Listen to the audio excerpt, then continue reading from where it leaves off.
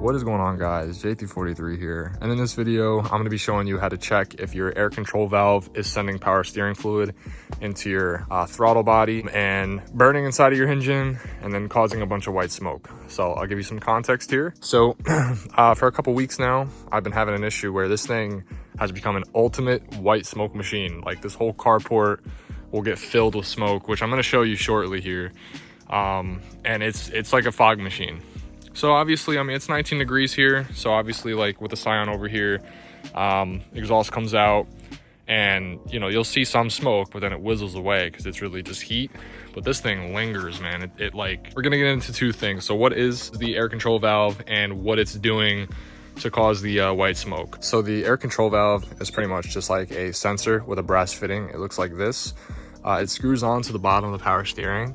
So this pulley right here, you can't really see it. It's back there, but this guy right here is my power steering pump, and you'll see these two lines. So one line goes to this little, it's like a half T bracket, but it's a part of the air intake, and then the other line, which is right here, goes into the intake manifold. And so pretty much what it's responsible for is it'll actually send some help to the power steering to help you steer better at those low speeds, and then when you get up to higher speeds, it'll stop sending help. But the bad part about this and why it causes smoke when it goes bad is when that air control valve goes bad, instead of having help sent to it, it will actually send power steering fluid to the air intake and to the intake manifold as well. So what it does is you have power steering fluid into your air intake, and then it will cause it to go into the throttle body, and then from the throttle body into the intake manifold, burning inside of the engine, and then causing the white smoke. So good design, brand new. When these cars get old, it kind of sucks.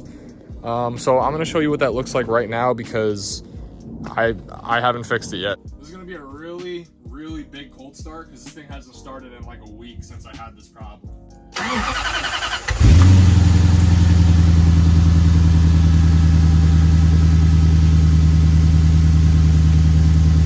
And so now that I have it started, you'll see this thing just starts smoking instantly throughout the back, and it's a lot of smoke. It's a lot, but this thing has been sitting for a while, so that's kind of, you know, look, it literally just follows you. So it's good to research about this and do this first, because other symptoms of this happening: a head gasket failure and a cracked block, which obviously you don't want any of those to be the case. So this is probably the easiest thing that you can do first. So now that we have the car running, you saw that little bit of smoke, and there's still some smoke coming in. And for those that are going, well, you have the exhaust in the back of the carport, of course it's gonna fill up. It's really hard to see on camera, but like it has a white tint to it now. Yeah, the camera's not really picking it up, but this carport is completely like smoked out right now. When I've had the Scion in there, you get a little bit of smoke, obviously, because it's exhaust, but it doesn't get crazy like this. So normally the first thing we want to check when we're trying to see if power steering has been shooting into our air intake and throttle body is, obviously, when you shut off the car, if there's fluid in there, it can kind of trickle down. So the first thing we can check is actually the air filter. Now, you're not going to see like a whole pool of stuff. It might just be like a little bit of seepage because it's got to go through the filter. But easiest thing we can check real quick is the filter, if you have the stock one. If you have an aftermarket filter, you're gonna have to take your cone off, and I would just look inside and see if you see any, like, you know, wet fluid in there, because power steering fluid doesn't freeze unless it's like super cold. So even if it's like really cold out like it is here, it should not freeze, so you should still be able to see it. So if you have the stock air box, it's pretty simple. You're gonna pull down on these two clips, and you're gonna lift this little compartment up just like that, and then we can pull this out, and then we can take a look to see if we see anything wet, which I'm not seeing or feeling, especially down at the bottom, because when it comes in, it's gonna start coming through the bottom there. And so I don't see anything on the filter, which is good. Let's check the actual bottom of the air intake, which I see nothing in there that is wet, so that's a good sign. That's only if you had loads and loads and loads of power steering fluid dumping in here. Airbox is good. We're gonna go ahead and take off the whole system now. So to take this airbox off, we actually have a lot. So we have this guy right here, which I've already taken off. We have this guy straight down there. We also have this guy to the side, because you can see it's part of the whole box assembly. And even though this little cartridge looks like it divides these two, it's actually one piece here. So you have 1, 2, 3 on the bottom. I do see another one back here. The one to the right, not to the left. So this guy right here, we're gonna have to take off.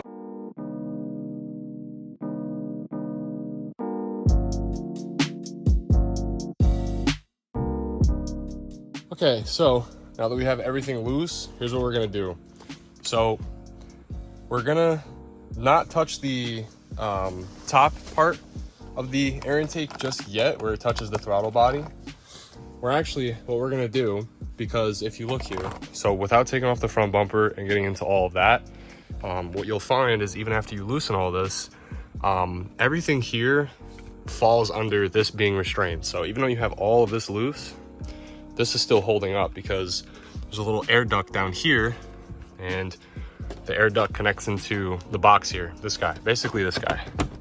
So when you try to lift up or do anything, it gets caught on this air duct here, but I don't really feel like taking off the front bumper. I'm not gonna lie to you. So what we're gonna do, you're gonna loosen up this guy, which is an 8mm or a flathead screwdriver right here.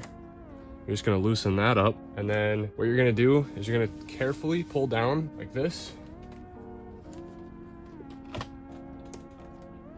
And you're gonna lift up, but don't lift up all the way, because we're gonna disconnect the MAP sensor here. So what it is just a connector fitting. And so if I peel back this rubber, you'll see this tab right here. You're just gonna push the tab in, and it's gonna carefully pull out, just like that. You're not gonna break anything, you're not gonna mess anything up, but once that's out, we should be able to just slip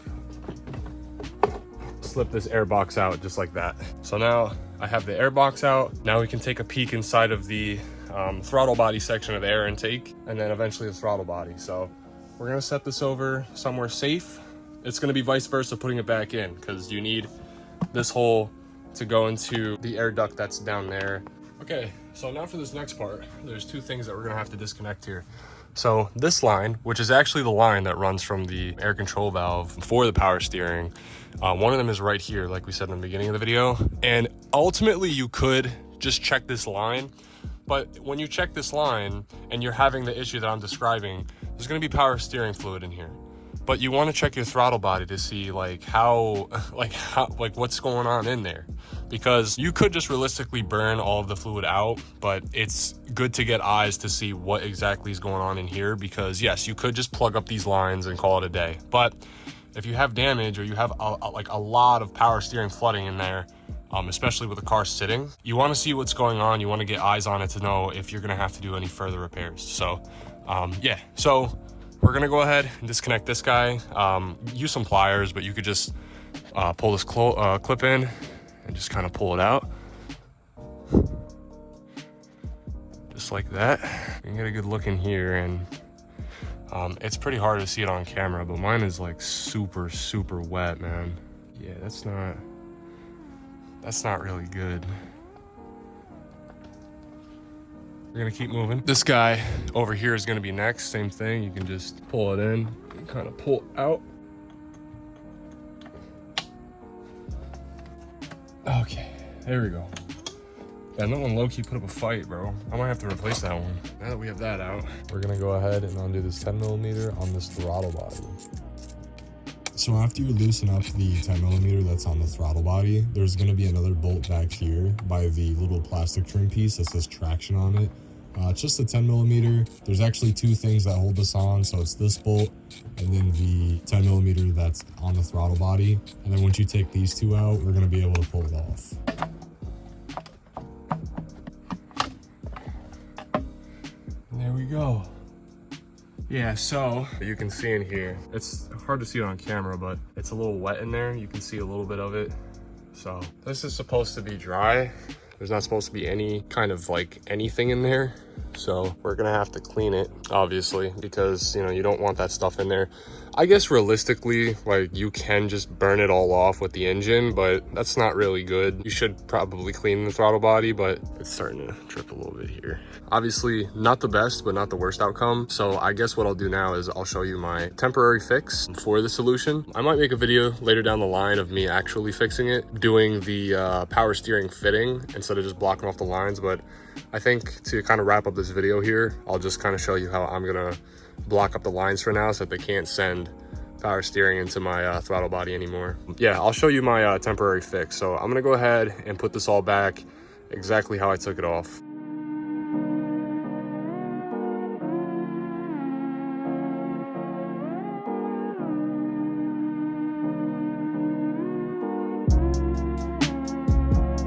Okay, so that is everything put back together except for the one air control valve fitting. Other one's still connected, but that runs from the intake manifold down to the power steering pump. But this one here is left undone. So what we're gonna do actually before we do anything with that is we're gonna go ahead and get our vacuum caps. So whenever you're blocking off anything like this, you're gonna wanna use vacuum caps because it will kind of seal off the connection. This is probably the most important step because that thing is used to being plugged up to whatever, and now it's not. So you don't want anything getting in there. You don't want dirt or anything like that getting sucked up. Let me open this up, find the right size, and we'll plug these up. Okay, so honestly, it's looking like this guy might be the winner. So let's go ahead. So what I'll do is literally just put the cap onto the fitting like this. And just make sure that it seats all the way. So for this next one, we'll go over here. We'll take one of these longer guys out of this kit. I'll set this over right here. And then we'll just go ahead and undo this guy. This guy is the wet one, so that's definitely our issue right there. You gotta be fucking kidding me, bro. This guy was wet, don't get me wrong, but that is soaked. Dude, let me go grab a rag. I'll show you exactly what I'm talking about. Go ahead, grab this nice rag here. Give it a nice wipe down. Make sure to get the edge of the fitting. And you can see by the bunched up group of that, it's wet. It's all dry and it's ready to be plugged up. So we'll grab this guy. We will just fit him right over here, just like that. And I like how it maxes out too. It goes all the way to the back as if it was meant for this. There we go. So that is engine side plugged up. Now let's do the line side. And so now you're probably wondering, yo, JT, what are we doing as a temporary fix, bro? And this is my answer right here. This nice stainless steel bolt that we're just gonna go ahead and drive into here. And I'm not asking, bro. This thing is going in here. But there we go. There's our bolt plug. Now is this gonna hold? Probably not. But I gotta make sure that the lines are facing down so that if it is still leaking, it will leak down. But this is the air intake side.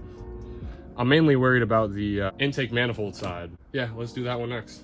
So now at this point, I think my main concern with this quick fix without plugging up the actual bolt on the power steering side is if power steering fills these lines up, and let's say that my bolts do plug it up, can it ultimately blow or like leak even harder down by the actual sensor in the power steering pump? So basically what I'm saying is, since these are now plugged up, power steering is going to normally come up, right? Because that's the issue I've been having, right? So it's going to come through the lines, and now it can't actually go into the motor. So before, it had kind of like a flow. It'd start from the power steering pump, it would come up and then burn out of my engine, right? So it's a constant flow. But now that it's plugged up, I wonder if the fittings on the actual sensor that are like this, I wonder if the fittings on there are going to be able to hold now that the power steering is just, it's being blocked off. So that's kind of the process I'm thinking of now. It should be okay. I mean, if it leaks, right? But I just don't want it to leak from up here.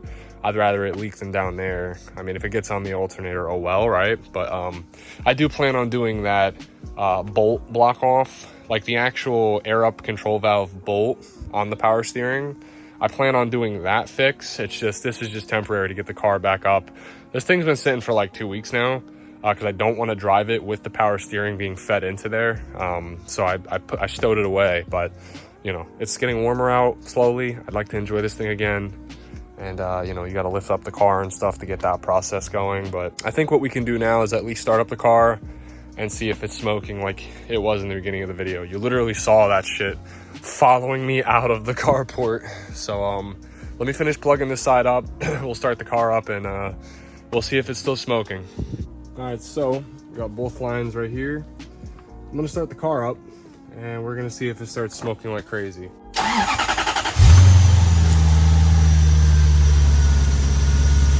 So we're gonna let it run and see if this thing still is smoking up this carport. If it's still smoking up the carport, we're cooked, quite frankly.